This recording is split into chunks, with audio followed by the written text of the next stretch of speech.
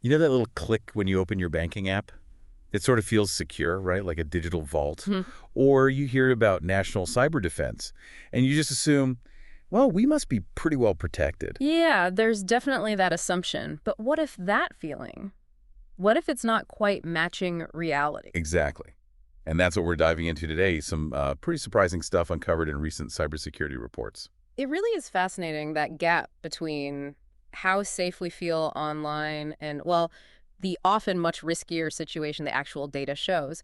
We've been digging into several articles, mainly from cybersecurity, covering late April, early May 2025. Right.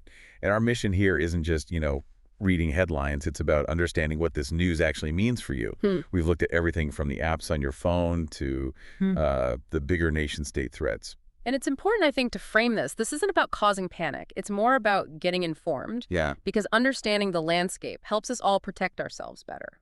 Okay, so let's unpack it. Starting close to home, the apps on our phones. Wow. A recent analysis looked at 500,000 apps, 500,000, yeah. and the findings were, Hmm. well, frankly, a bit concerning. 20% had hard-coded encryption keys. Right. So think about that. Hmm. An encryption key, it's supposed to be the secret code, right, to scramble your data. The secret sauce. And then 1 out of 5 apps, that secret code is just sitting there inside the app itself, like leaving the key next to the safe. It just completely undermines the whole point of encrypting anything. If the key's right there, easily found. Well, the encryption isn't really doing its job, is it? No real security at all. Mm. And it gets worse. 1 in 6 apps use software libraries with known vulnerabilities. Uh-huh. These building blocks. Yeah, these pre-built code blocks developers use. If they have flaws that hackers already know about, Yeah. well... You see the problem. And then, get this, Yeah.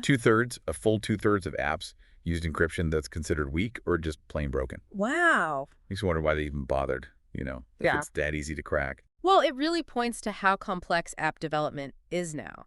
Apps pull in so many third-party bits and pieces, and if those bits aren't kept up to date, or if they had flaws to begin with, they just drag that risk into the app. It's like building with faulty bricks. And here's the really interesting, maybe slightly worrying part. Even when updates do come out, they don't always fix these deep-seated security issues effectively. Plus, something like 60% of developers use these things called app frameworks, like pre-made structures to speed things up. Yeah, very common. But 16% of those frameworks have known vulnerabilities baked in. So apps are being built on shaky ground from the get-go. It's that double-edged sword, isn't it? Frameworks speed things up, make things consistent, maybe. But one flaw in a popular framework Ripples out everywhere. exactly hits a massive number of apps. And here's maybe a bit of a shocker. Apple and Google, they aren't really doing super deep security tests before apps hit their stores. They check for basic rule breaking, but not this kind of stuff. So that feeling of safety from downloading via the official store, maybe not as solid as we think. It really raises that question of responsibility, doesn't it? The app stores have some checks, but the sheer volume. I mean, 500,000 apps in just one analysis, doing deep dives on all of them is tough. Impossible, maybe. So it puts pressure back on developers to build securely from the start, and honestly, on us as users, too. We need to be more mindful. So, okay, what does this mean for you listening right now? Keeping your systems safe is super important as businesses rely more and more on digital systems, and that's where turnkey cybersecurity can really help. Yeah, we're here to help small businesses just like yours make sure they're safe and sound in this crazy world of cybersecurity. And we offer a whole suite of services specifically tailored for you. So that's ensuring CMMC compliance and doing penetration testing. We also run vulnerability scans, and we can help you develop a comprehensive risk assessment. And it doesn't stop there, right? No, it doesn't. We handle incident response, should the unfortunate happen, and we guide you through migrations like GCC. We just want to make sure your transitions are smooth and that you're secure. It's all about peace of mind, right? You focus on what you do best, running your business, and we'll make sure that your digital world is safe and sound. Well, the analysis had a pretty simple takeaway, actually. Yeah. Uninstall apps you're not using. Just get rid of them. Think of it like digital tidying up. Digital decluttering, I like that. It's basic security hygiene, really. Minimize your attack surface. Right. Every Well, app is a potential door. If you're not using it, lock the door. Or better yet, remove door entirely. Makes sense. Okay, let's shift gears now. Bigger stage. Nation-state cyber threats. For a long time, the focus was often on Russia, Uh-huh. but that seems to be changing. Now, China is increasingly seen as the #1 cyber threat to the U.S. Yeah, that shift reflects a few things. Geopolitics, obviously, but also just the sheer scale and focus of China's cyber capability development. Russia's still a major player, especially in cybercrime, ransomware, that sort of thing. Right. But China's investment in espionage and potential attack capabilities has been massive and very targeted. The reports specifically mention China being incredibly efficient at stealing our intellectual property. Yeah. IP theft seems key. Yes, that's a major focus. They're interested in financial gain too, sure, but the long-term strategic advantage from IP theft is huge. And worryingly, disrupting critical infrastructure is definitely on their radar too. That distinction feels important. Stealing secrets gives you an edge over time. Yeah, economic, technological edge. But hitting infrastructure, that's immediate, Wrong. potentially devastating. Absolutely. Threatens national security, public safety, everything. Retired Rear Admiral Mark Montgomery, serious national security background, he spoke at the RSA conference recently. Didn't mince words. No, he didn't. Called the cyber threat the greatest daily threat to American safety and our way of life. And said China has become wicked good at cyber attacks. That's pretty direct language. Coming from someone like him with his NSC experience, it carries a lot of weight, and that phrase daily threat really lands. It's constant, pervasive. And look at the numbers they cited. Since 2015, U.S. offensive cyber capability, up maybe 3%. Pretty modest growth. China's offensive cyber operations over the same time, up by 1,000%. Yes. Hundreds of thousands of attackers. The scale difference is just huge. It's staggering, and it suggests a very deliberate, very aggressive strategy to build that capability, maybe outpacing our defenses. Montgomery also pointed out a key vulnerability. U.S. commercial critical infrastructure, military systems, mostly hardened. Right. But things like local rail, air traffic control, much more exposed. He specifically mentioned the Salt Typhoon attacks on telcos as proof of concept. And that's the scary part, right? Because those systems transport energy, communications, they're the backbone. Disrupt those, and the consequences are severe and widespread for everyone. And the chilling question is, when might they use this? One scenario mentioned is as a diversion. During, say, a Taiwan situation. Exactly. Weaken our response capability. They even pointed to that recent power outage in Spain and Portugal, different cause, but shows the kind of disruption possible. Imagine that here, but deliberate and lasting weeks. Yeah, it highlights how cyber could be woven into larger geopolitical moves, not just isolated incidents. Crippling infrastructure during a conflict, that's a powerful weapon. So, okay, you hear all that, this rising threat. You'd expect a really strong, unified government response, wouldn't you? You would think so. But according to cybersecurity, that's not really happening. One headline was blunt: while nation-states attack us, D.C. fiddles. Oof. That suggests a pretty serious disconnect between the threat level and the effectiveness of the response. There was an RSA conference panel that echoed this, especially about Salt Typhoon. Called it the worst espionage against the U.S. ever. A clear red line crossed. And the implication was? No real penalty. Frank Salufo from Auburn University made that point pretty strongly. Well, if there are no real consequences for crossing lines like that, it kind of encourages more aggression, doesn't it? Lowers the barrier. Seems like it. And right now, who are we relying on? Mainly the NSA, but they can't really operate domestically, legally. Right, foreign intelligence focus. And CISA, the Cybersecurity and Infrastructure Security Agency. But the reports describe it as being, quote, in the throes of being damaged, possibly fatally. That sounds dire. And CISA's role is crucial for domestic coordination. Yeah, and the details are worrying. Budget cuts reported. Still no permanent director. Plans apparently to cut staff by 40%. 40%, wow. Even the DHS Secretary, Noam, apparently took pride in cutting $10 million from their budget. It's hard to see how an agency fights a growing threat with shrinking resources. That's deeply concerning. A weakened CISA really could undermine the whole national effort sharing threat info, supporting critical sectors. There's even talk, apparently, of creating a whole new cyber branch in the military, like the Army or Navy. A cyber force? Yeah, but the report points out the existing branches already struggle to fill their cyber roles. Pays better in the private sector, work might be more appealing. Right, the talent pipeline issue is real. So where would the people and the huge amount of funding for a whole new branch even come from? It's a big question. It shows they recognize the importance of cyber and defense, but yeah, the practicalities, staffing, funding those are major hurdles. So boiling it down, what's the practical result for businesses, even individuals? Well, The reports really point towards self-reliance, needing to handle more yourself. Okay. For DoD contractors, this is why CMMC, the Cybersecurity Maturity Model Certification, is pushing forward. The DoD basically admits they can't secure hundreds of thousands of suppliers directly. So they're saying you need to meet these standards yourself. Exactly. More responsibility pushed onto the contractors. And by extension, really, all businesses need to think that way.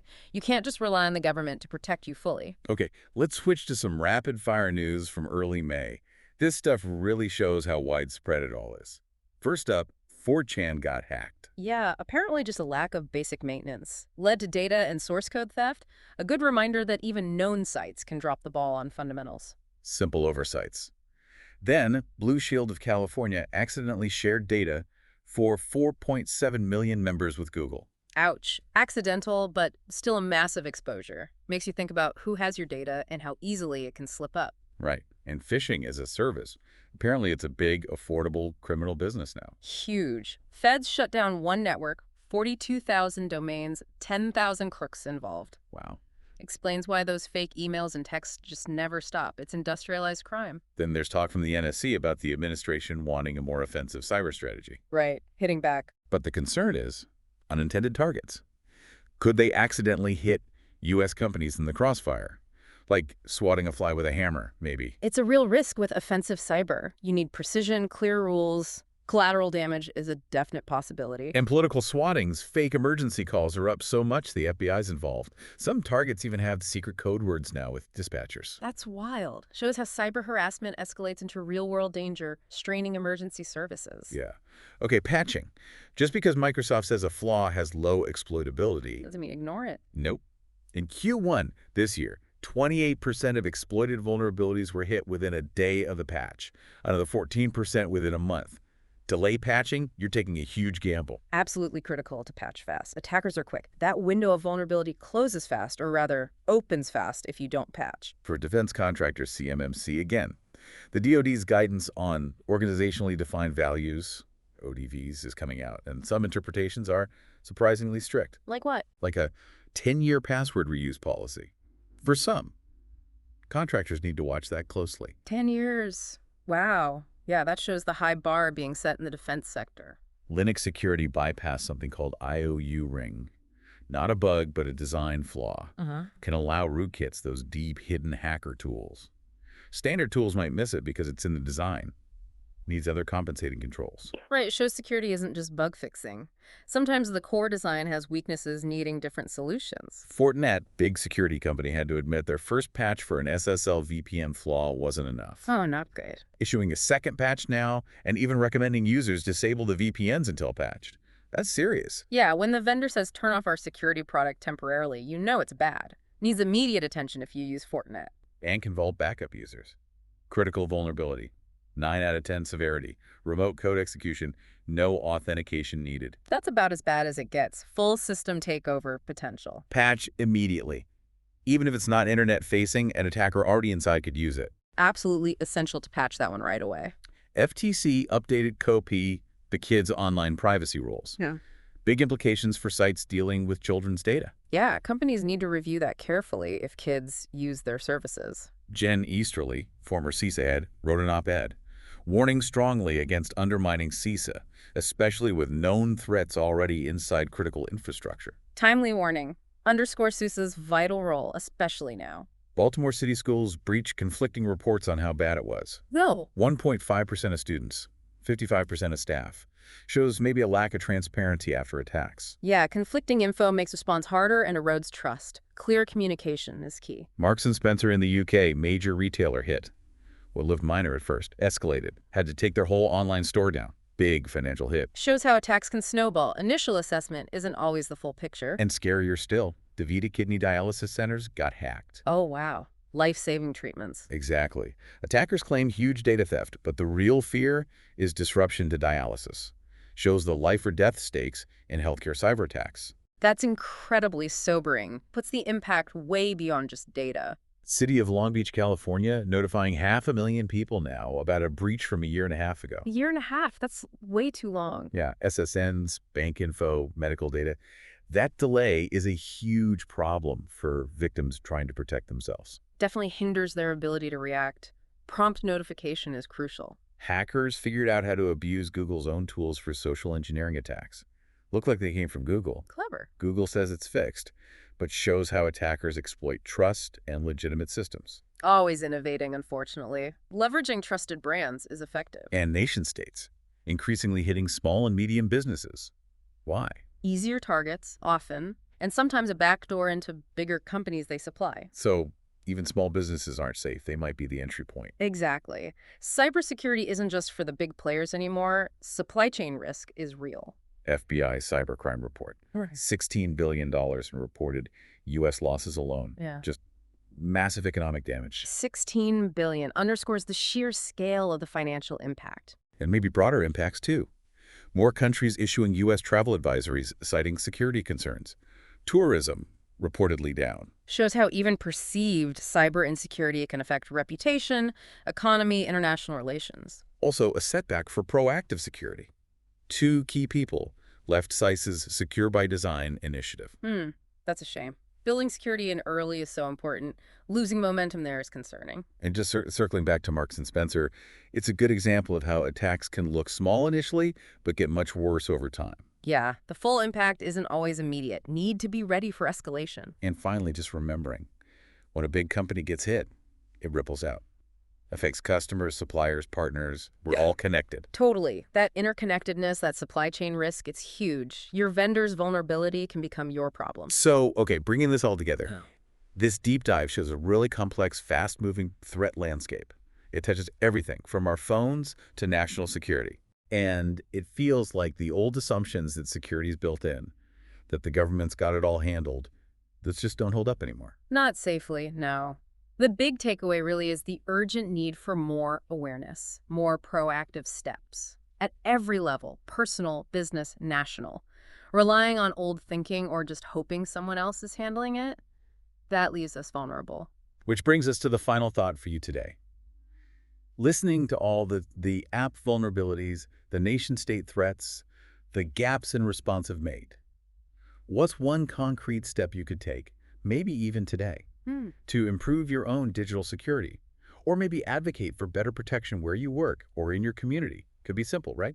Uninstalling those unused apps we talked about. Totally. Or enabling multi-factor authentication somewhere important. Or just starting a conversation about security awareness with colleagues. Exactly. It's about taking some ownership, empowering ourselves, small steps, done consistently by lots of people. That actually makes a difference. It builds resilience, helps make the online world a bit safer. Well, thanks for joining us for this deep dive into what feels like a really critical topic right now. We hope it gave you some useful insights. Yeah, maybe even sparked an idea for that one concrete step. Hope so. Thanks for listening.